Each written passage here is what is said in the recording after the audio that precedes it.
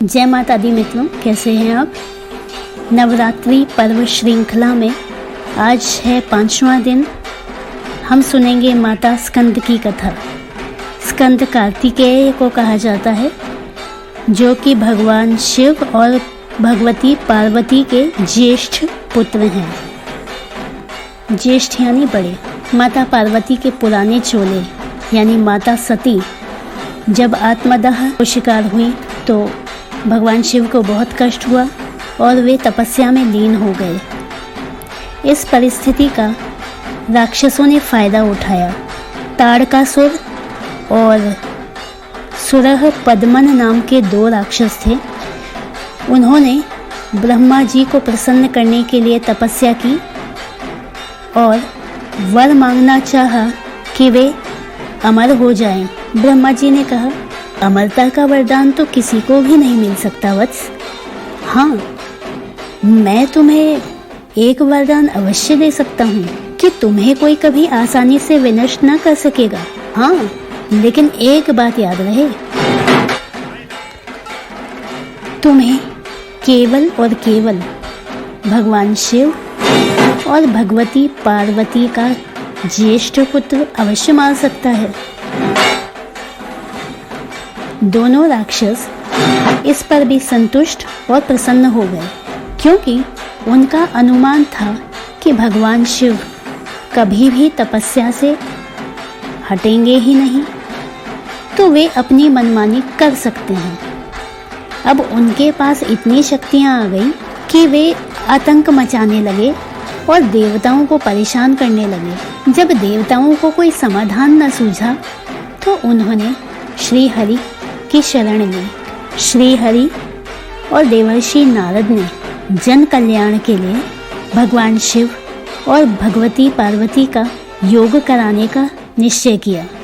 उधर माता पार्वती भी भगवान शिव को पाने के लिए कड़ी तपस्या कर ही रही थी। तो इस तरीके से मिला जुला कर सभी का अभियान सफल हुआ। फलतः भगवान शिव और भगवती पार्वती प्रणय सूत्र में बंध गए। उन दोनों के मिलन से एक शक्तिशाली व तेजोमय बीज उत्पन्न हुआ। उस बीज की देखभाल का जिम्मा अग्निदेव को सौंपा गया। क्योंकि बीज बहुत अधिक तेजोमय था, उसमें थोड़ी शीतलता लाने के लिए अग्निदेव ने माता गंगा की सहायता ली।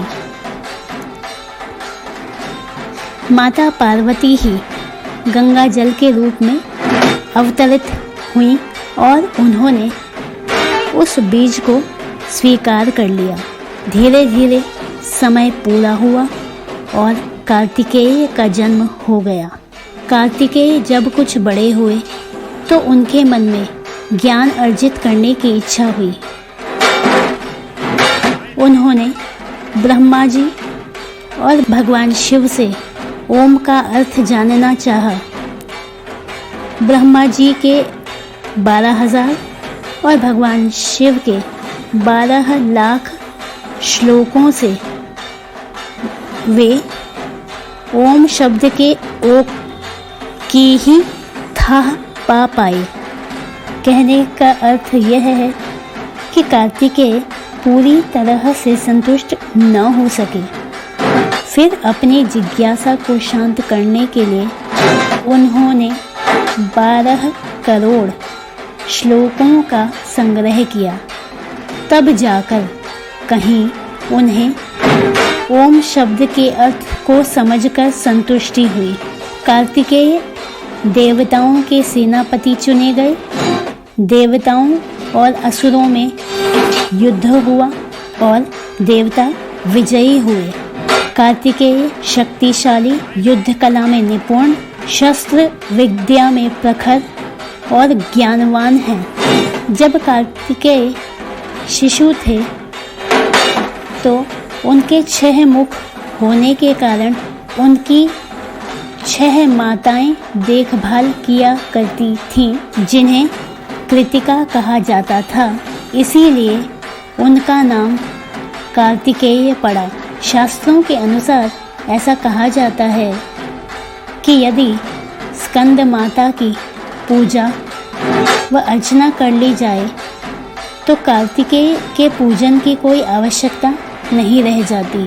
स्कंद माता के 4 हाथ हैं, 2 दाईं ओर और 2 बाईं ओर। स्कंद माता के दाईं ओर के ऊपर वाले हाथ में शिशु कार्तिकेय रहते हैं। माता के दाईं ओर और बाईं ओर के नीचे वाले हाथों में कमल के फूल रहते हैं। माता के बाईं ओर के ऊपर वाले हाथ की मुद्रा आशीर्वाद मुद्रा है, जिसका इस्तेमाल वे अपने भक्तों को आशीर्वाद देने के लिए किया करती हैं। उनकी सवारी सिंह है, उनका आसन कमलासन है, यानी कमल का आसन है। दोस्तों, आपको आज की कहानी कैसी लगी कमेंट बॉक्स में लिखकर ज़रूर बताइएगा। इस चैनल को सब्सक्राइब करें, वीडियो को लाइक करें और शेयर करें। जय माता दी। फिर मिलेंगे।